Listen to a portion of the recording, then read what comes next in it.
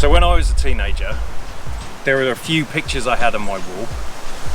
Some of them I'm not going to talk about, but the other ones are Lamborghinis, Ferraris, Porsches, and a whole bunch of motorcycles, one of which was this design of the Ducati.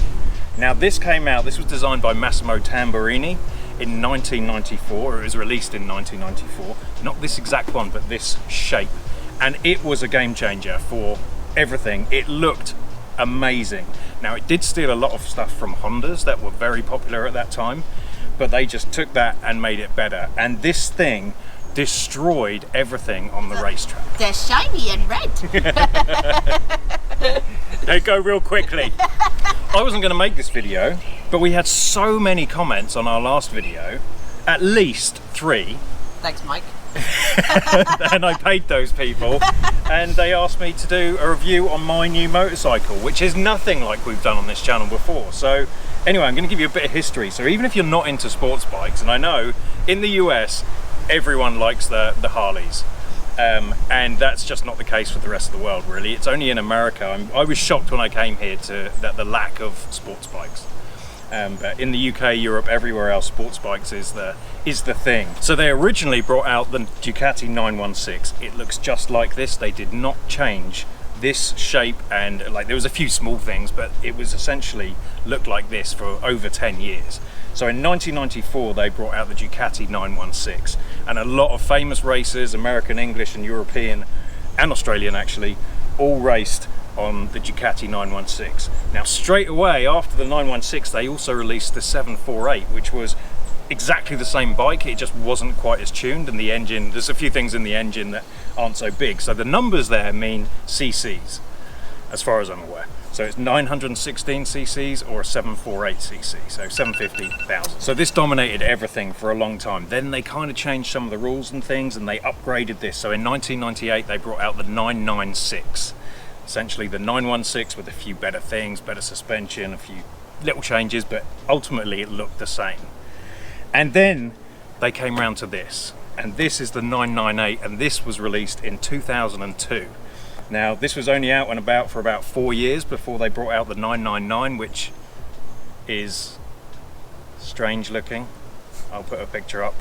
I'm not sure if I like it or not. I probably would own one, but it looks a bit funny.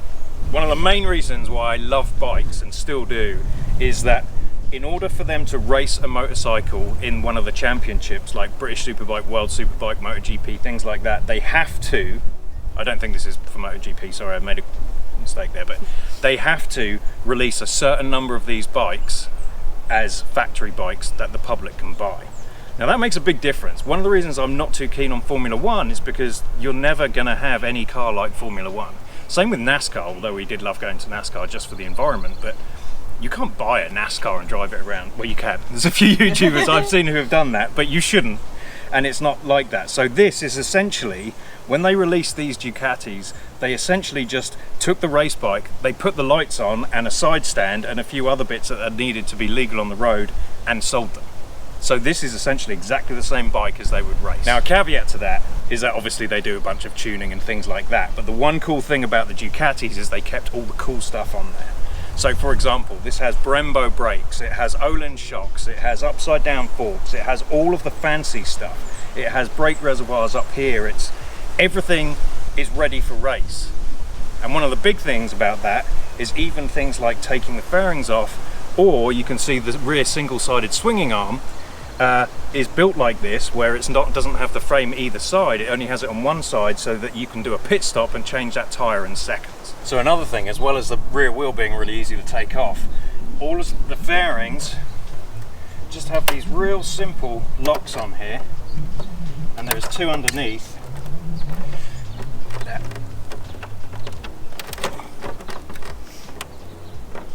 3 underneath. That you can just do that and pop it off. Normally, if you wanted to get to this point, you'd have to be undoing screws everywhere. They do sell these aftermarket, but these came standard in 1994, which is incredible. The other thing you'll notice here is this hasn't got a typical frame. Normally you'll see big chunky frames on bikes, and Ducatis were one of the first to bring out this tubular steel frame, which kind of makes the bike, you can't really see it. The frame was always a big feature of a bike, but with the Ducatis it's just not. It doesn't even look like it's there. And there's a few things that the engine, they're actually using the engine as kind of a frame as well. So normally you'd have the frame and you put the engine in and out. This is kind of built around the engine. For example, even the side stand is mounted to the engine block, not the frame, which is very, very unusual. Being a 2002 bike, there are a few things on here that I hadn't really thought about. Now, back when I was riding, it's been a long time since I've ridden, other than our Route 66 series a couple of years ago. But this lacks a few of the modern technologies that you have. So the clocks are still analog, which I'm fine with, love it. Nowadays, they all come with the LCD screens. It looks really cool and everything, but this is classic and I don't mind it. To be honest, I'm never looking down here anyway. However, the one thing I didn't consider was that I am so used to using my phone as navigation, and this doesn't have any way of connecting a phone or mounting it. So Quadlock have saved the day again, and they have provided me with a bunch of stuff actually, which I highly recommend. And it's taken me a little while to figure out where to put it, but I have got it. I've been testing this and it works perfectly. So there's a few things that I have here. The first one is, whilst we're here and this is open, is they have this smart switch, so I can connect this directly to the battery because it doesn't have a USB port. In fact, USB wasn't even invented in 2002, I don't think. Maybe it was, but certainly not on vehicles. So this is a smart switch. You can leave this plugged on. It essentially connects the phone holder to the battery, but you can have it either on all the time, you can have it off all the time, or you can have it auto, and it detects how many volts are in the battery. So if you leave it on, and even if you leave your phone here, once the battery gets down to a certain voltage, it will turn off automatically. Big point there. Another couple of things, especially on a sports bike like this, they do a vibration mount, and so that just stops your phone if you're going down the road and it's shaking. Obviously this is a sports bike, so it's a little bit more bumpy than the Harleys and Cruisers and things like that, but it will save your phone, and I can promise you that because my nephew Adam didn't have the vibration mount and his phone did break just from the constant rattling. Second thing is, this is a wireless charger. So obviously it's wireless to the phone, it still connects to the battery like I just explained, but it is a wireless charger, so your phone can literally just lock in here, and then there you go. And that's upside down, but you get the point. And it also locks, so to get this out, you just push it down, spin it round, scoop that bit up. There we go. So there we go. And so I have just mounted this, and I know there is a lot of things on the Ducati forums about the best place to mount phones, because this really doesn't give you a lot of space due to the steering damper, things like that.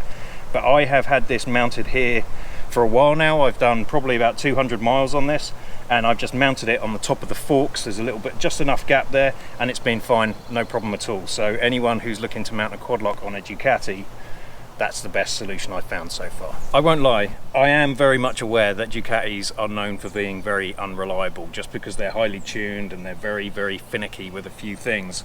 But on the other hand, it was designed by the Italians, who by far, their cars and motorcycles have the best designs ever, in my opinion. Sports cars, sports bikes, everything, it's all fantastic. However, they weren't really known for things like electrics. They were great with the engine and things like that. It does need servicing a lot. But the electrics, I remember back in 1994, we had some friends who bought this and they constantly had issues with the electrics. And it's funny because it seems so simple, the electrics on a motorcycle, but yeah, that didn't work very well. But I do remember that in 1996, an American company bought Ducati. And everyone was very excited because that way you had the design features from the Italians, but you had the electrics and the engineering from the Americans. So we were all hoping it was going to be much, much, much more reliable, which it was. So by the time the 996 came out, they had pretty much sussed everything. So I'm hoping now I have the 998, this will be far more reliable than those. The only issue I've had with this is overheating when I was in traffic. We live in Florida. It was a hot day and I was stuck in traffic and the bike started to overheat, so I just had to pull over, let it cool down a bit. And so if you're not riding, I have found that if you're not riding over above like 40 miles an hour, it does struggle with some heat issues. Ducati has been bought and sold so many times over the year, but they have kept it exactly as it is like this up until 2008, I believe. And so this is the basic 998. This is one of the first ones that they released in 2004. They had the 998, they had the 998S, I think they had the 998R, and then they had the 998S Final Edition, which I really wanted, but they are crazy money. there is only one other issue that I've had with this, and that was if I haven't ridden it for a while, a couple of weeks or so, I could not get the bike to start, and I couldn't figure out why, and I googled it, and this is a very well-known thing, and there's actually two things here.